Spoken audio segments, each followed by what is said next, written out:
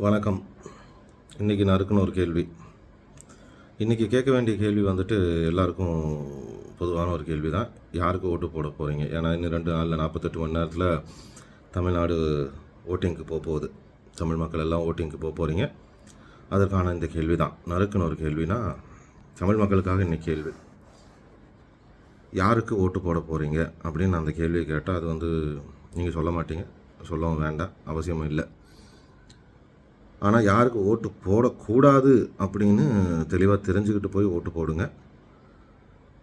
இந்த 2 நாளில் வந்து இந்த வீடியோவை போட்டு எனக்கு வந்து ஒரு பெரிய லைக் வரணுங்கிறதோ இல்லை வந்து நிறையா பேர் இந்த வீடியோ ஷேர் பண்ணணுங்கிறதோ அதெல்லாம் இல்லை. பட் முடிஞ்ச அளவுக்கு ஒரு ரீச் அதாவது ரீச்னால் அது ஒரு ஒரு விழிப்புணர்வு மாதிரின்னு வச்சுக்கோங்களேன்.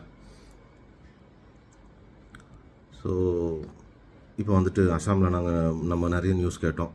அந்த நியூஸில் பார்த்திங்கன்னா யூபி பீகார்லேருந்து நிறையா பேர் போய் அங்கே போய் ஓட்டு போடுறது, கள்ள ஓட்டு போடுறதுக்காக நிறையா பேர் போய் இறங்கியிருக்காங்க. அந்த மாதிரி இங்கேயும் நடக்கும். ஸோ மக்கள் கொஞ்சம் விழிப்புணர்வோடு இருங்க, ஓட்டு போடுங்க. பூத் ஏஜென்ட்ஸ் அது எந்த கட்சியாக இருந்தாலும், டிஎம்கே, ஏடிஎம்கே, நாம் தமிழர் கட்சி, டிவிகே, யாரோ வேணால் இருக்கட்டும். ஆனால் ஓட்டு போடுறப்போ அதை கொஞ்சம் கேர்ஃபுல்லாக பார்த்துக்குங்க. எது வெளி மாநிலத்திலேருந்து வந்து ஓட்டு போடுறவங்க, கள்ள ஓட்டு போடுறவங்க குறிப்பாக நான் அதுக்கு சொல்ல வரேன், அதை பார்த்துக்குங்க. இதுதான் மெயின். அடுத்தது வந்து இந்த ஓட்டு போடும்போது எதை வச்சு மனசில் வச்சு ஓட்டு போடுவீங்கன்னு அவங்களுக்கு ஒரு இது இருக்கும், ஒரு தாட் இருக்கும். இவங்களுக்கு தான் போடணும், இவங்களுக்கு தான் போடக்கூடாது அப்படிங்கிற தாட் இருக்கும்.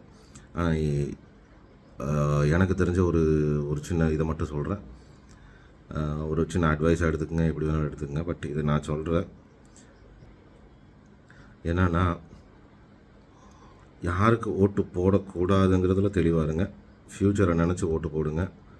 அடுத்த 5 வருஷம் தமிழ்நாட்டு மக்கள், நம்மளோட குழந்தைங்க, அவங்களோட ஃப்யூச்சர், இதை மனசில் நினச்சி ஓட்டு போடுங்க. அதுதான் முக்கியம். சரிங்களா? ஒரு கட்சி 2000 தருதுங்கிறது, ஒரு கட்சி 8000 தருங்கிறது எல்லாமே ஓகே தான். அது வந்து அரசியல் ஒரு ஆதாயத்துக்காக அல்ல அடுத்து அவங்க ஆட்சிக்கு வரணுங்கிறதுக்காக அவங்க அறிவிக்கிற அறிவிப்புகள் அதெல்லாம். ஆனால் இந்த கடந்த 5 வருஷம் எப்படி இருந்துச்சு, இதுக்கு முன்னாடி இருந்த வருஷங்கள்லாம் எப்படி இருந்துச்சு, எலெக்ஷன் ஆட்சிகள்லாம் எப்படி இருந்துச்சு, எல்லாத்தையும் டிசைன் பண்ணி பார்த்துட்டு ஒரு முடிவு எடுங்க. அடுத்து வரப்போகிற ஃப்யூச்சர், அதுக்கு என்ன பண்ணணும், யாருக்கு ஓட்டு போடணும் தெளிவாக முடிவெடுங்க.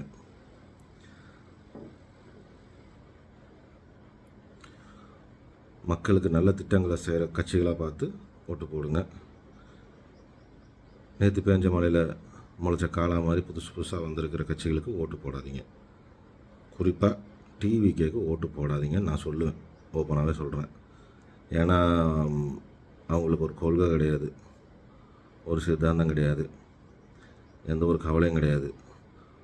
உயிரை பற்றி கவலை கிடையாது, நாட்டை பற்றி கவலை கிடையாது, குடும்பத்தை பற்றி கவலை கிடையாது, பிள்ளைகளை பற்றி கவலை கிடையாது, ஏன் அவங்க தொண்டர்களை பற்றி கூட கவலை கிடையாது. ஸோ அதனால் அந்த கட்சிக்கு ஓட்டு போடாதீங்க. மற்ற இருக்கிற எல்லா கட்சியிலும் நீங்கள் உங்களுக்கு எந்த கட்சி பிடிக்குதோ அந்த கட்சிக்கு பார்த்து யோசித்து நிதானமாக ஓட்டு போடுங்க. சரிங்களா? இதுதான் இன்றைக்கி நான் வைக்கிற ஒரு வேண்டுகோள்.